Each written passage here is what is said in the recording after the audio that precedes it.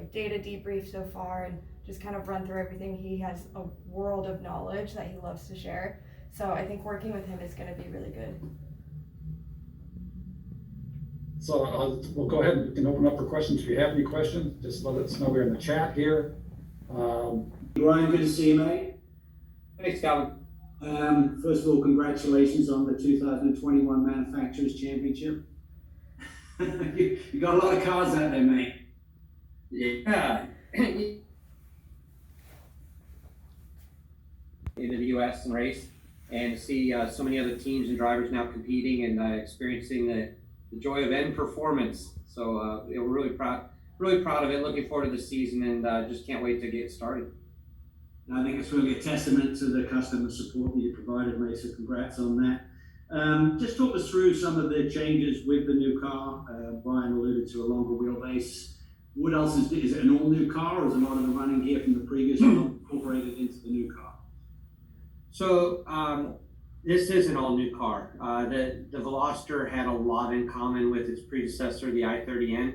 This is an all-new, this is a complete departure. So other than the gearbox, the clutch, the wheels, a couple of parts, it is completely a new car. And it's the new learning process for us. We're just getting it on track. The cars just arrived just a couple weeks ago, so they've been prepped, and really our first laps in anger are happening today. So excited about the potential for the car. We think, obviously Hyundai's taken what they've learned from the Veloster, and we believe that's been incorporated into the Elantra and TCR car. But also, it's got a different profile. It's got a low trunk line instead of the profile of the Veloster. I think that there could be advantages in that, and really just looking forward to learning, understanding the car, and getting the potential out of it that we know is there. Is the makeup of the team the same? Is Phil still in charge, kind of steering the ship and stuff? Yeah. Phil Howard's still there keeping us in line. We had a great addition this year. We've hired David Brown on board as our technical director.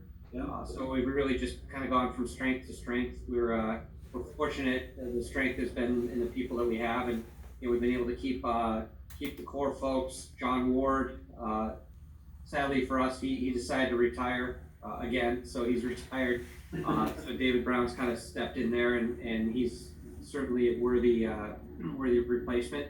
Otherwise, just business as usual for us. Talk about, like with Copeland and teams like this, what is the transfer of setups and stuff? Do you just start the weekend or the season providing them stuff, or is there any correlation during the course of the weekend, maybe like Andretti Autosport does with Shank? Is it kind of that type of relationship or different? So we've got various levels of support, but we're trying to create best-in-class track support. So in addition to bringing parts for all the teams, we have technical support. We provide all our setup information, our data after every session from our cars. So video, track data, we give to all the teams. So they have access to all that. In addition to that, we've actually got a couple of our engineers embedded into a couple of the teams, engineering cars for some of the other teams as well. So, we're proud of the level of support we can offer and take advantage of the experience we now have with the car and transfer that directly into new teams where they can show up, and on day one, they kind of know what we know already. So, all right, mate, best of luck. You've got a lot on your hands, so good luck. Thank you. Support you give to the other teams benefits them. How does that help your team? Well, we're able to pool information. We learn a lot. More cars on track will actually accelerate our learning curve with the Veloster, but it's already a fairly well-developed car. I think the biggest thing is for Hyundai to really, they've made a meaningful impression. They put a very large footprint in motorsport, something that they haven't traditionally participated in as a brand. And we're really proud to have grown that with them. And I've made no secret that we like to do other things with Hyundai, and we're really excited about the future for them. We think as a car company, there's really no limitations on types of technology they could bring to bear. They're big in hydrogen, they're big in EV and fuel cells. So, there's all kinds of exciting projects and motorsports things. They've already talked about that there's going to be the Hyundai ETCR car is going to be here running a demonstration. I think that's a really exciting platform for the future. So it's just a great brand and a company that's moving forward, both in motorsports and in the road car world. Real quick, Ryan, as Bryan just said, condensed time to try and get things going, get things ready, and get your feel for what's going on.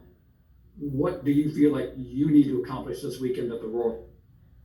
I really just think that we just need to run laps. Like Bryan said, we just need to learn the car. Everything, from how we set up the car is different. So really it's just for the drivers and the engineers just to work together and figure out how we can best manage this car and, make sure that everything runs cleanly. We're able to, get through without any issues. And then, we'll be looking forward to the race. And then what about working with your new teammate, Parker? Yeah, Parker's great. Me and him get along really well. He's a good friend, so he's really fast too. So I feel like we're gonna be a strong pairing this year. Okay, let's go back to Calvin Fish. He has a question for. Taylor, if you could, I'm not sure how much testing you've done, how much seat time you have in the Hyundai. If you have a significant amount, can you give any comparison between it and the Honda that you drove last year? This is actually only the second time I've driven the car, so I have some seat time, but not a lot. But just from what I have felt, the cars are pretty different. Couldn't really tell you all of the specifics about it, but just the way that the cars run, the handling is a lot different. The brakes are by far different, and just the power itself is completely different. So they're opposite cars, I feel like. Is it a more comfortable car than Bryan? Is it more in your sweet spot, would you imagine, or too early to tell? I definitely feel like I have kind of grown accustomed to this car a lot quicker than I did the Honda. So for me, it's a lot more comfortable, and I was able to adjust to it a lot better. Okay, great stuff. Good luck this year. Thank you. Why don't you start with Taylor since we have her up? Yeah, I'm Taylor and Mr. Herta. No offense to the other driver, because I'm kind of a neophyte. But I'd like to know, Taylor, talk about the Hyundai Veloster N.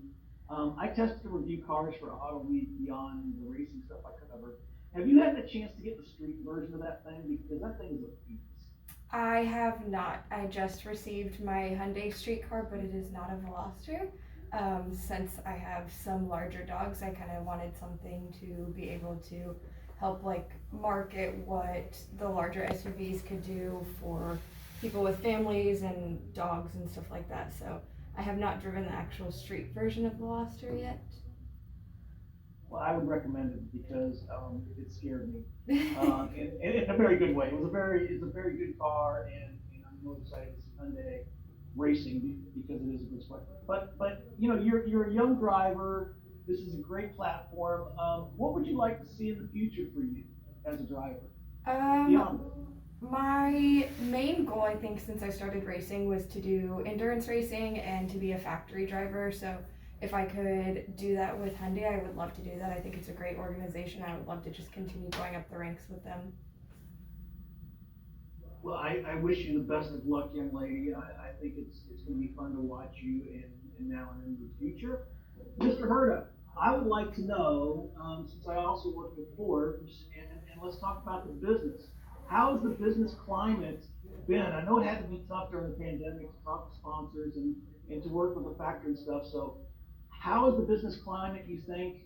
Does it seem to be opening up for you, and does it look pretty positive moving forward, and not only in this series, but all the series? Well, really, I have to say a big thank you to IMSA last year to have navigated us through a really difficult situation with COVID. We know all the effects that had, and we were still able to put on a 10-race season, and that was important for us and for our partners.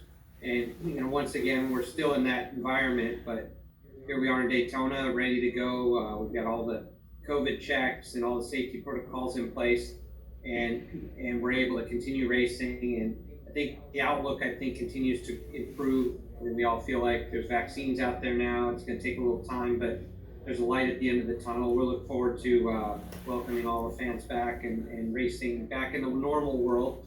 But in the meantime, for us, it's been a really hectic, short off season. We've added teams, we've brought new cars in. So, other than the normal stuff with COVID, it's been a great year for us and a very busy time. How hard is it to Indy this morning? The series announced that they're moving the season opening another week. How tough is that to pivot? I mean, obviously you get some more time, so it's a little easier. But when you set up all this stuff, to for a certain time, a certain date, you got activations, you got this and that, and all of a sudden they move it to a week. Do they have conversations with you guys before they do something like that? So when we're hearing about it, it's already something you knew about, say last week or have time, and how hard is it to have to react to stuff like that? We're getting better at it. We're getting good at a lot of practice. Everybody understands the reasons, right? And we just have to stay flexible right now, and that's what we're going to do. We'll continue doing that. The series, IndyCar and IMSA are great at communicating with their partners. We don't get a lot of notice because we got big mouths, and we tell everybody before they want to tell everybody. They like to be the first ones to announce stuff. So, but they communicate what we need to know, and they do give us a window of opportunity to share that with our partners and things before it becomes public. So that's generally how it works. Thank you, my friend. I do wish you the best of luck this year. All right. And I will go ahead and ask Bryan because I don't want you to feel left out, my friend. And you're another young driver. I don't know, have you tried the street version of the Veloster yet? Yes, I actually have one. I love it. Yeah, I actually drove it here. I live in Fort Myers, and it's a fun car to drive. I really am enjoying it. I pushed the button by mistake, trying to pass somebody, and thought I was going to die.